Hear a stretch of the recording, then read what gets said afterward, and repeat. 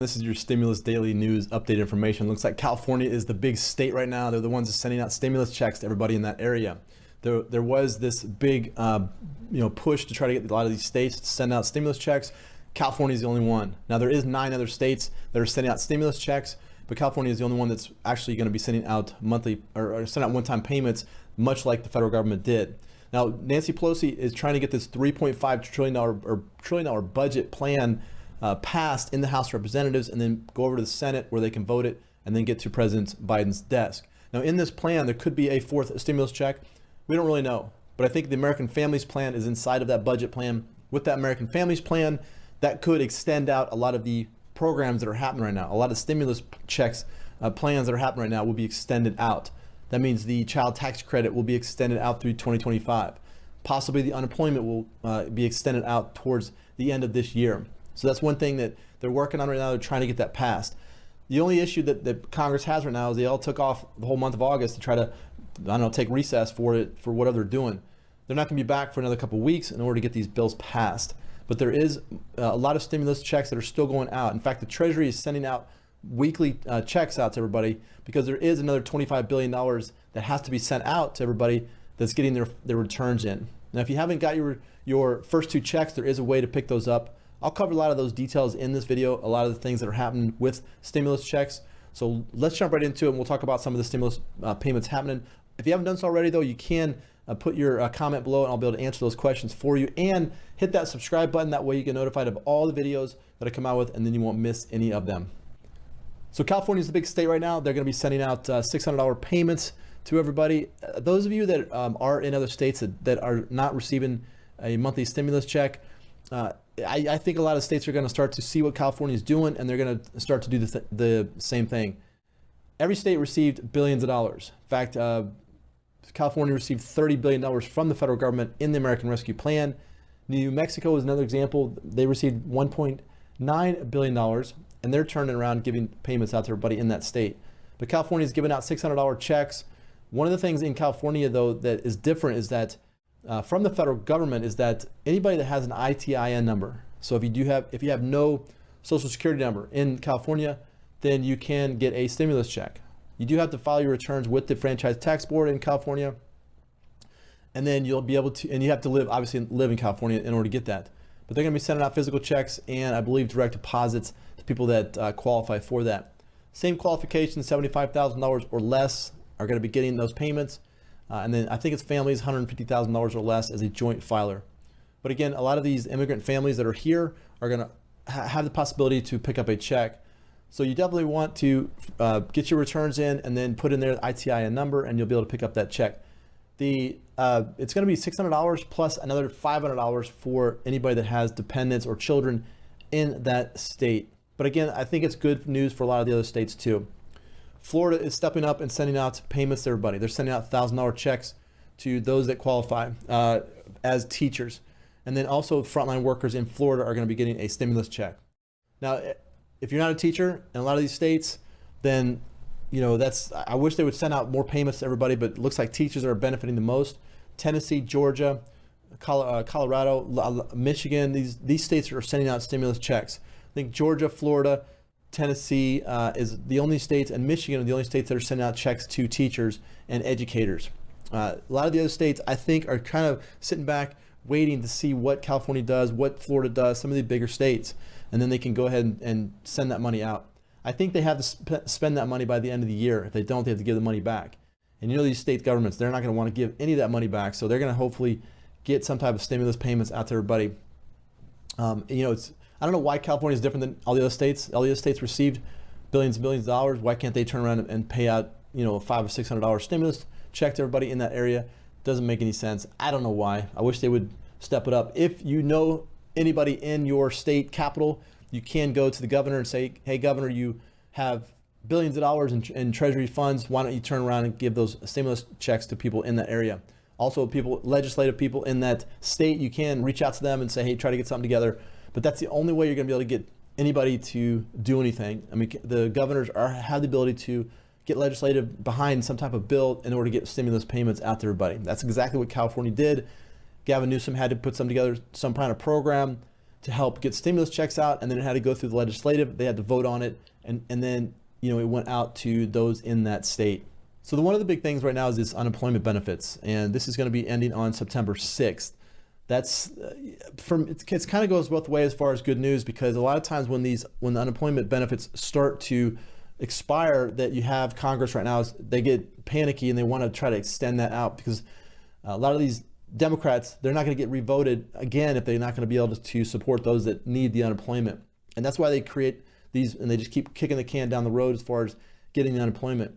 When the first hit and the CARES Act came out, they were doing a lot of good unemployment. People were getting around $600 a week in unemployment during that time. Right now it's $300. That was something that the last president had put together. But President Biden signed an American Rescue Plan, and that was the $300 that's going to end on September 6th. What I think is personally is going to happen, they're going to come back to Washington, and they're going to try to get this $3.5 trillion spending bill budget plan set up. And if they can do that, then they'll probably extend out the child tax credit, also extend out the unemployment. There is this moratorium for evictions, and it's also been overturned by the Supreme Court.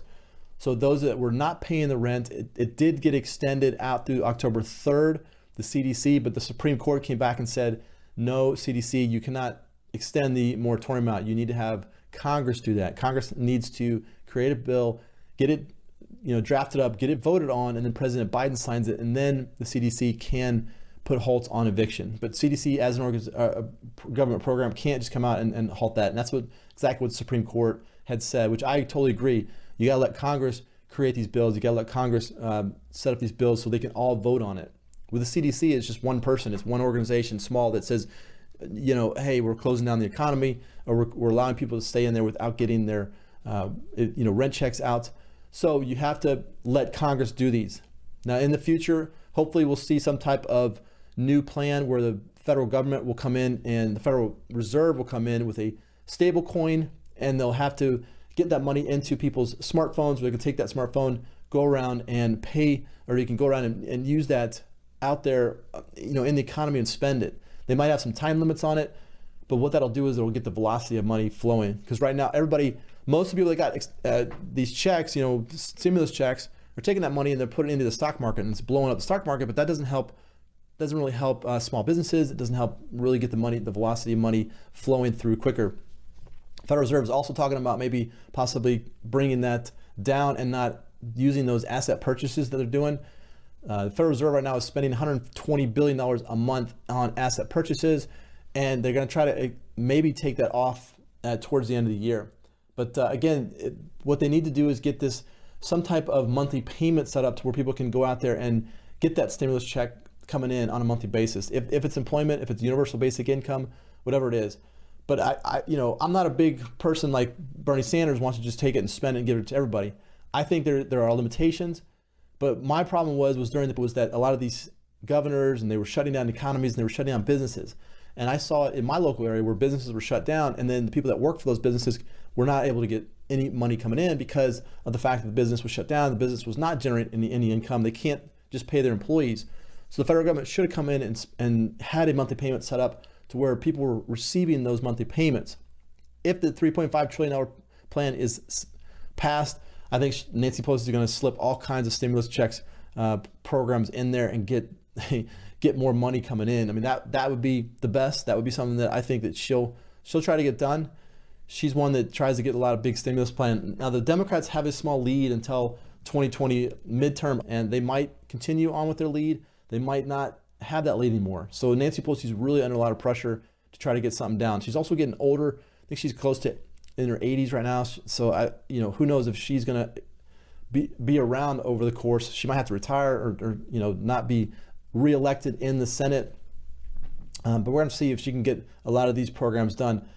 It's good news for more stimulus because a lot of Democrats, they love to spend that money. They love to take that money and go out and spend it on stimulus, on programs, all that. And this $3.5 trillion budget is just crazy amount of money. They're going to try to spend $5 trillion on all of this programs. And it sounds good, but a lot of that is inflation, and it's going to put a lot of pressure on prices. So if you have any questions about stimulus, all that, drop those questions in the comments below. This is your daily stimulus check update information for today. But it still has a long way to go. But I mean, the vote Wednesday, does prove President Biden said that he could get the two parties working together. Do you see common ground? Well, I see common ground on that issue, Eric.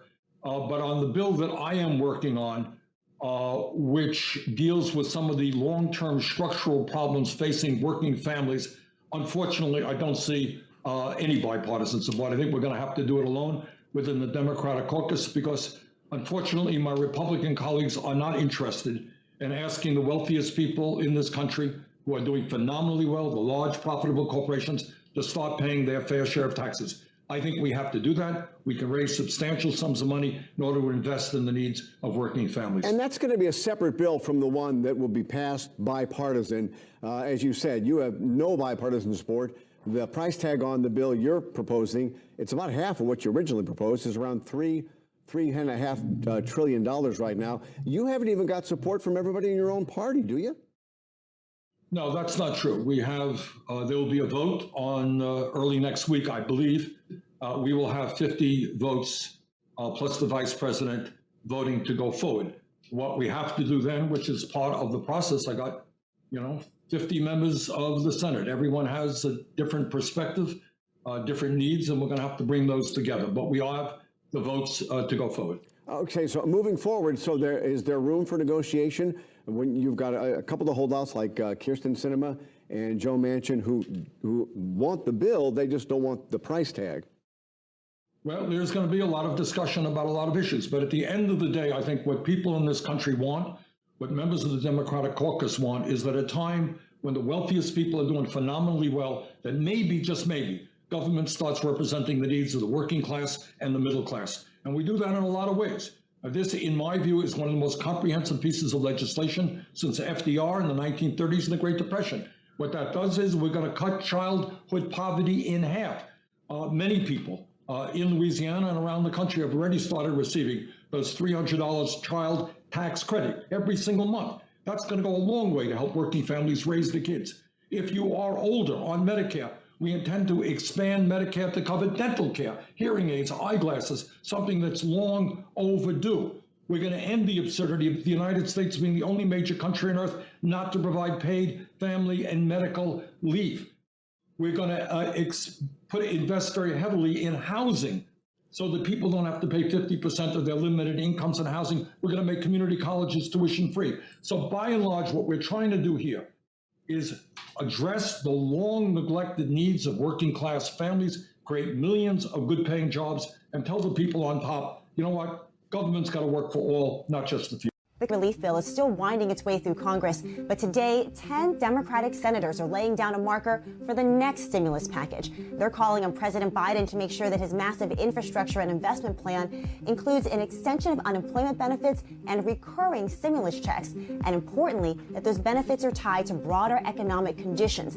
Well, this idea of automatic stabilizers has won the backing of key Senate committee chairmen Bernie Sanders, Ron Wyden, and Sherrod Brown. In a new letter to President Biden, they wrote, "This crisis is far from over, and families deserve certainty that they can put food on the table and keep a roof over their heads. Families should not be at the mercy of constantly shifting legislative timelines and ad hoc solutions." Enhanced unemployment benefits will run out in just about 2 weeks. The current relief bill would extend them through the end of August, but after that, lawmakers and workers would face another cliff. Now, I've talked to unemployed workers about this, and they told me that they feel burned that their benefits will be cut off at an arbitrary date, and that lawmakers' promises of making those benefits retroactive haven't panned out. So you can see how the fight on Capitol Hill is already starting over what happens after relief gets passed. Well, the reality is that there's actually bipartisan support for the idea of tying these benefits to economic conditions. This is something that Republicans in the Bipartisan Problem Solvers Caucus had supported during previous rounds of negotiations. They called them boosters. But the biggest issue with it is that it can be complicated to explain to both other lawmakers and to the public. And then lawmakers would have to also agree on what the metrics would would be for when the benefits would go up or be phased out. So some of the data points that lawmakers are talking about to tie these benefits to would be primarily either the unemployment rate or the employment to population ratio. So that way, if the job market is looking really lousy, then they'd be able to give unemployed workers bigger benefits. Once the job market looks a little bit better, some of those extra supports would then fade away. The question, though, is would this just be in place during the, or are we moving to a system where all benefits are being considered on a sliding scale? And there is differing opinions on how long this type of new policy should last. Which of those do you think are the most important, and what do you think is the most important thing that's being left out? You know, it certainly is good news that the Democratic Party and the government has decided to do what it should have been doing for the last 40 years. So credit where credit is due. The question now here is how much progressives are going to be able to keep focus on all that still needs to be done, given the fact that we are in an unprecedented crisis, the likes of which we haven't seen in nearly double that time. So, for example, it's obviously incredible. This was a huge part of the Bernie campaign, that we wanted not just Medicare for all, but for Medicare to include dental, hearing, and vision. It also remains crucial that more people get access to that who are younger and younger, so that yes, eventually everybody in America can have access to those kinds of programs.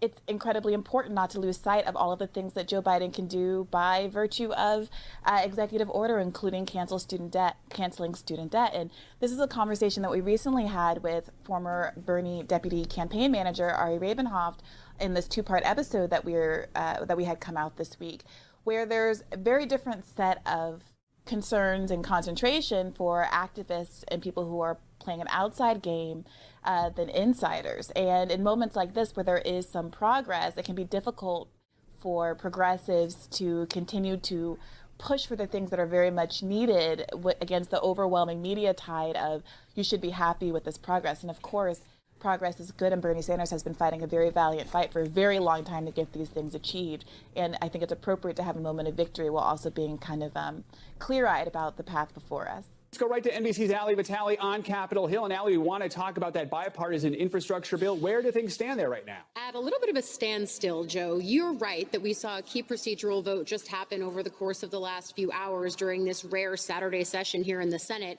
That vote is going to allow them to move forward procedurally onto 30 hours of debate. That effectively takes the senators down the longer path to get to an eventual vote on this bipartisan infrastructure bill. Simultaneously, though, here in the halls of Congress, senators are negotiating for a faster track option, effectively trying to get all 100 senators on board with a process that would allow them to shrink down the numbers of hours of debate, figure out what amendments they're going to elevate as things that need to be debated here. That could be the faster way to get to the ultimate vote on this bipartisan bill. Senate Majority Leader Chuck Schumer laid it out this way. It's going to happen. It's just a matter of if they take the easy path, which is the shorter path, or the hard path, which is the longer path that we've seen them kind of beginning to trudge down here on this Saturday. Other senators, though, seeming to echo that sentiment from Schumer. Listen, for example, to Senator Debbie Stabenow just last hour with our colleague. We know what the final outcome is going to be. I believe the votes are there for this, and certainly the American people have waited long enough for Infrastructure Week. Okay, so we are, so at this point, I don't see what the Republicans that are objecting gain, other than if they just don't want to see the president succeed and they don't want to see us address the problems that the American people want us to tackle. Joe, she's right about one thing. I've been covering infrastructure weeks in Washington for years now. This is certainly, and you can feel it on both sides as you talk to sources, this is certainly as close as they have gotten to actually getting something done on infrastructure. So really, it's a matter of an artificial clock on this process right now. There is a fast way to do it. There's a slower way to do it that could likely stretch into next week. Why did your Republican colleagues vote for this bill? You know, good question. I have to say I don't know the answer to that question, and I'm disappointed that anybody would support this bill. You said it exactly right. This isn't an infrastructure bill.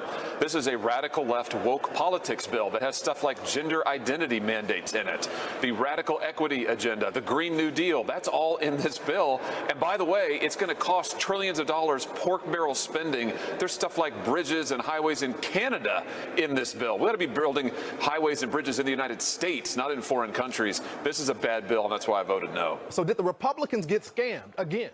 Yeah, I'm afraid so. I mean, listen, this is all Joe Biden's agenda. That's the key thing to know. This is the Biden far-left agenda, spending trillions of dollars to remake our society and to remake it in the image of the woke left. That's what he wants to do, and that's what he is succeeding in doing right now. And so it's absolutely imperative that Republicans say, no, this is not the right vision for this country. We're not an evil country. We're a good country. We don't need to be remade. Americans need to be empowered to live their lives. That needs to be our agenda. I mean, what it looks like to me is over $1 trillion in pork barrel spending. Only a small percentage of that actually goes to roads and bridges and in my state waterways, which are important.